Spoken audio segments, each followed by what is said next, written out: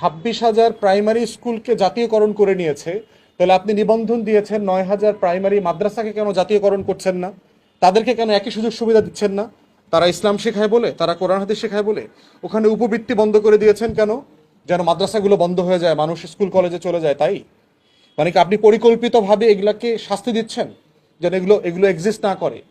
গতকালকে দেখলাম এবতেদায়ী শিক্ষক যারা আছেন, মাদ্রাসার শিক্ষক, মানে মাদ্রাসার বেসরকারি প্রাইমারি স্কুল যেগুলো, সেগুলোকে তারা নিবন্ধন করতে চান, এই দাবি নিয়ে আসছেন। তাদের 6 দফা দাবি দেখলাম, প্রত্যেকটা দাবি ন্যায্য দাবি। 9,000 মাদ্রাসা আছে প্রাইমারি স্কুল লেভেলের, এবং এই 9,000-এ লক্ষাধিক শিক্ষক, ছাত্র, কর্মকর্তা, কর্মচারীরা আছেন।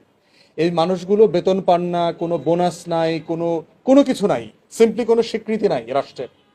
এই মানুষগুলো 1 সপ্তাহ থেকে এখানে অনশন করছে, অবস্থান কর্মসূচি করছে প্রেস ক্লাবের সামনে। কেন প্রতিনিধি দল আসলো না? কেন কমিটি করা হইল না? কেন আপনারা বললেন না যে আপনারা বাড়ি ফিরে যান, আমরা যাচাই বাছাই করব, যদি স্কুল মাদ্রাসা হওয়ার জন্য, জাতীয়করণ করবার জন্য সরকারের যে শর্ত আছে, নীতিমালা আছে, এটা পূরণ করলে আপনাদেরকে আমরা স্বীকৃতি দিয়ে দিব। অথবা এখন পাচ্ছি না, আমাদের টাকা সংকট আছে রাষ্ট্রে, আমরা এখন 500 করব, আগামী বছর 200 করব, কিছু একটা তো বলবেন, করবেন। এই মানুষগুলো বিভিন্ন জায়গা থেকে এসছে এবং এমন প্রান্তিক এলাকা থেকে এসছেন যারা সেখানে ন্যূনতম শিক্ষার রাষ্ট্রীয় কোনো ব্যবস্থা নাই। নাই বলেই তো মানুষগুলো, ওখানকার গরিব ছেলেমেয়েরাগুলো মাদ্রাসায় পড়ে, বিনামূল্যে পড়ছে। অতএব এদেরকে শাহবাগে নিয়ে পিটানোর আয়োজন করার কেন দরকার ছিল? আবার এটাও দেখা দরকার যারা আন্দোলন করছেন যে সরকার তো একটা নিরাপত্তা বলয় তৈরি করতে হয় তাকে মিছিল মিটিংয়ে, যে আপনি কি একটা শাহবাগের মতো একটা ব্যস্ত রাস্তা ঘন্টা পর ঘন্টা ব্লক করে রাখবেন? ওখানে 2-3টা হাসপাতাল আছে, হাজার হাজার লক্ষ লক্ষ মানুষ যাতায়াত করছে, আপনি কতক্ষণ ব্লক করে রাখবেন?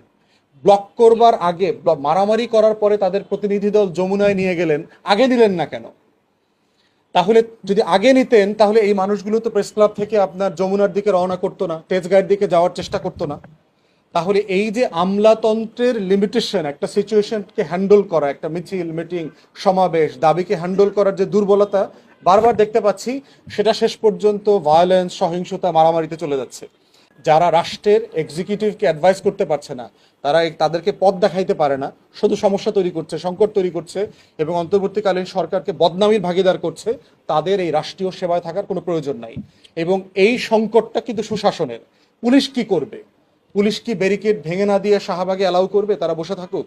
তখন আবার দেশবাসী বলবে যে আইন শৃঙ্খলা বাহিনী দায়িত্ব পালন করছে না, তারা এরকম একটা ব্যস্ত চৌমাথাকে আটকে দিয়েছে, জনগণের ভোগান্তি হচ্ছে। আবার যদি তাদেরকে জোরপূর্বক উঠায় দেওয়ার চেষ্টা করে, মানে পানি বা ওয়াটার ক্যানন ব্যবহার করতে হয়, দাঙ্গা পুলিশ ব্যবহার করতে হয়, তখন আবার আমরা সমালোচনা করছি যে কেন পুলিশ লাঠি